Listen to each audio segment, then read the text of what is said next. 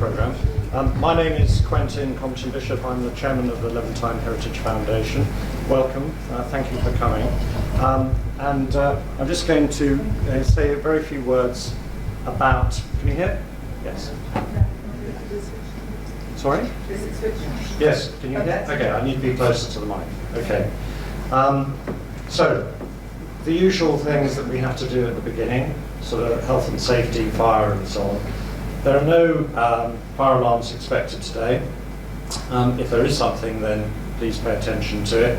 Fire exits are there. Turn left and go out, and there's an assembly place on the other side of the road called Bennett's Court. Toilets, if you haven't found them, it's out and right. Could you turn your phones to silent? If you want to log on to the Wi-Fi, the code is on the wall there. We're in Europe House, I think we'd just like to say how grateful we are to our hosts here for allowing us to use their premises right in the heart of London. And we're going to be here for 2 days, and for those staying with us to the third day, we're going to be in the Hellenic Centre. Now the maps are in your programmes, so hopefully you'll be able to find your way, but if you have any problems, then do speak to one of the organisers. So I'm going to let Philip Mansel talk a little bit more about the history of the Levantine Heritage Foundation. But just to say that we are here to advance knowledge in the area of all sorts of Levantine studies, of all sorts of Levantine communities, at wherever they might be around the world. That reflects in our international audience and contributors to the conference. Very importantly, I just want to thank our sponsors. We've got Europe House and Hellenic Centre, our principal sponsors in terms of providing the premises for us. This evening, those that are joining us for the reception, John and Aileen McCarthy have very generously sponsored that. And can I just make a note that where we're going to the Oriental Club, it is one of those traditional British places where formal business dress is required, otherwise you won't be admitted. So please, make sure that you follow the dress code. We are also supported by a number of other sponsors who have contributed over the past 2 years, and without them, this conference wouldn't be possible. And you'll see some of them there. I'd just like to sort of point out the Beyoğlu municipality, who sponsored a conference just a month ago in Istanbul, and the Italian Institute of Culture. We seem to have sparked something off in Istanbul, which has been very interesting, and from the discussions we've had with the mayor of Beyoğlu municipality, it looks as though they want to continue their involvement. You'll also see at the bottom of the screen a number of businesses, some of them related to shipping, and it's part of that interest that we've seen over the past few years that has led us to this conference about shipping and trade. So I just really want to finish by thanking not only the sponsors, but the organisers, the people that put the programme together, the people that reviewed and edited the proceedings of the 2014 conference, the volunteers, the members who helped sort of put everything together, and also our speakers for all the hard work and preparation and for the presentation they're going to give you in the next 3 days. And also to you, the delegates, for coming and be willing to listen and share and network. Thank you very much.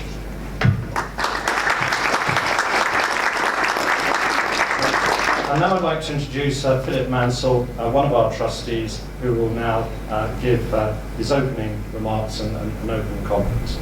Thank you very much, Quentin. Can you all hear me? Is that Anyway, welcome to London, which is now more than ever, thanks to you, the unofficial capital of the Levant. And I just want to say that Levantine studies are booming.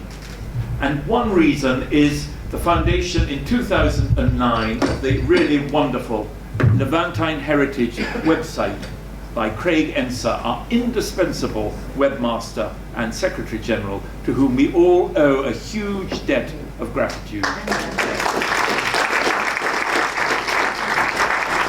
And our website is really a magnificent cultural, personal and academic resource with over 100 contributions, interviews, memoirs, diaries, photographs, films and much else beside. And it gets about 150 visitors a day from Greeks and Turks and Levantines in the region, as well as many members of families which have left the region. And Smyrna, Izmir, has so far been the main focus. And appropriately, the first Levantine Symposium was organized in the Izmir Chamber of Commerce in November 2010. And here are the proceedings which are on sale outside today. Many contributions by Ilba Ortailer, by Enrico Aliotti on his own family, and much else. Next followed the creation in London in 2014 of our Levantine Heritage Foundation. And please, will you all join? Will you renew membership? Will you pay back memberships, etc., etc.? And our foundation has, since 2014, organized meetings, lectures, conferences in London, Istanbul, and Izmir. And this book, edited by one of our trustees, Axel Çorlu, is a result of our first international conference, which took place in Istanbul in November 2014 on the Levantines, commerce and diplomacy. And appropriately, it was in the magnificent British Consulate General and the Italian Cultural Centre. And above all, were not only international, but interdisciplinary. And the contributions touch on things like publishing, banknotes, British consuls and Ottoman governors, port cities, and of course, dragomans. And so we are continuing and growing. And September this year, we had, as Quentin said, another conference in Istanbul, in Beyoğlu, what used to be called Pera, with the help of the municipality, on Levantine subjects. And this week, the second international conference on the Levant and Europe, shipping and trade, networks of people and knowledge, will further expand boundaries, because contributions deal not only with the usual suspects, Istanbul, Alexandria, Salonika, but also with cities as varied as Larnaca, Gaza and Naples, and subjects like railways, vice-consuls, and opium, and raisins. So Levantine studies have an international future. There are plans for future conferences: Athens in 2018, Istanbul again in 2017, maybe Marseille in the future. And we are also now in partnership with the German Orient Institute in Istanbul with the project to record and publish Istanbul Memories, personal narratives of the late Ottoman period. Please join us, stay in touch, send us your ideas, organize meetings in other cities. And I just want to end with three themes. Why are Levantine studies booming? I think it's because they are important in today's age of globalization, because they touch on empires, cities, and identity. And they link Levantine studies not just to the history of Europe and the Eastern Mediterranean, but also to, among many other subjects, banking history, musical history, urban history, architectural history, family, and global history. In 1992, one of the last Italians living in Istanbul, the film critic Giovanni Scognamillo, who's just died last month, told me of Istanbul, it was a colonial situation. But however much some Levantines might have wished it to be, it was not. The Levant was not Algeria. Some Levantines' colonial attitudes did not reflect political and military realities on the ground. And the great, enormous barracks built in all major Ottoman cities. So the president of Lebanon today works in a former Ottoman barracks. They demonstrate the Ottoman Empire's continued military control, except for 4 years after the First World War.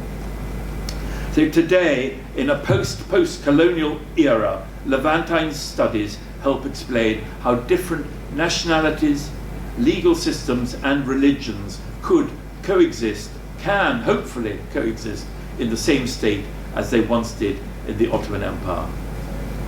Second, Levantine studies show the enormous importance of cities.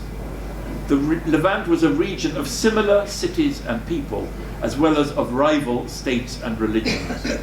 Location, population, and economics can give cities the power to defy or ignore a state.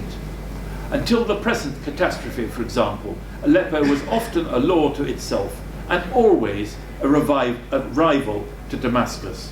An Arabic-speaking city with a Muslim majority under the Ottoman Empire, Aleppo, like many other Levantine cities, thanks to one of the enduring factors shaping the Levant, the Ottoman-French alliance, became a center of French culture and Catholic schools and missions.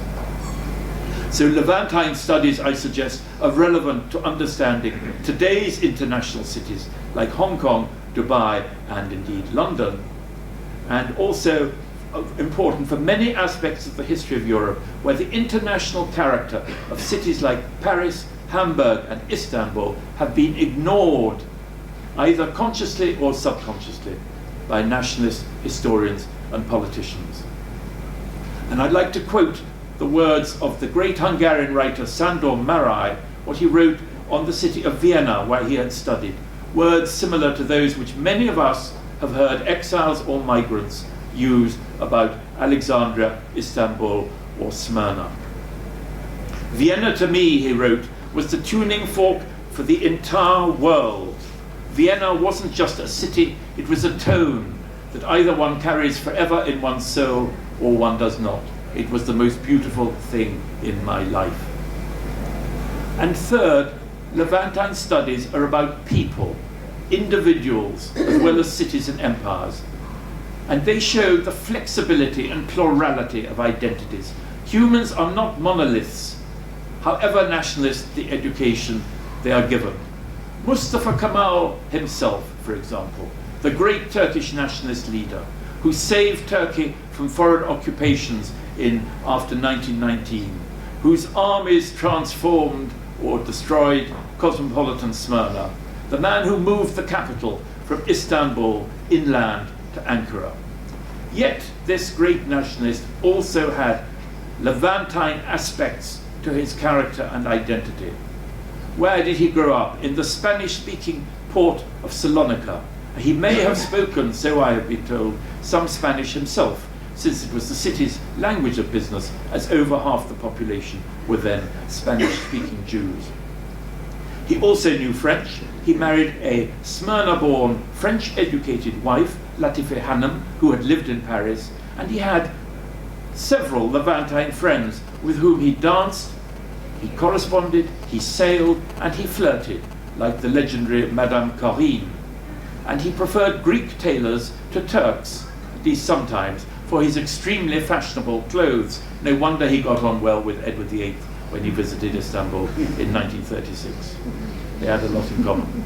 And although a Turkish nationalist, he imported some French and Swiss laws to Turkey and became an ally of the United Kingdom. So inside every nationalist, I suggest, a Levantine could be trying to get out. On the other hand, inside every Levantine, a nationalist might be trying to get out. Levantines were often less cosmopolitan than they pretended and could suddenly be transformed into Greek or Turkish or French nationalists. Think of Balladur. Depending on circumstances, we all have the potential to combine many different identities and attitudes. Finally, Levantine studies provide some harsh lessons. They show that the hinterland always, or perhaps usually, bites back. Since 1912, nationalisms have transformed Levantine and many other cities. Salonika has been Hellenized. Istanbul, Izmir, and many smaller cities Turkified. Alexandria Egyptianized. Like Nicosia, Beirut, and Sarajevo, Aleppo has been sectarianized by civil wars. Trieste and Odessa have become national cities. Now, London too may change. One factor in the 52% Brexit vote in the UK in June this year was the hinterland's resentment of prosperous, cosmopolitan London, city of 350 languages, where over half the population was born outside the United Kingdom. And this week, the US also is divided between the pro-Trump Republican heartland in the middle and the Democrats supporting relatively outward-looking coasts on either side. So in an age torn between cosmopolitanism and nationalism, cities and states, Levantine studies are more important than ever. There is no Brexit from the Levant. We are all Levantines now, at least today in Europe House. Thank you very much.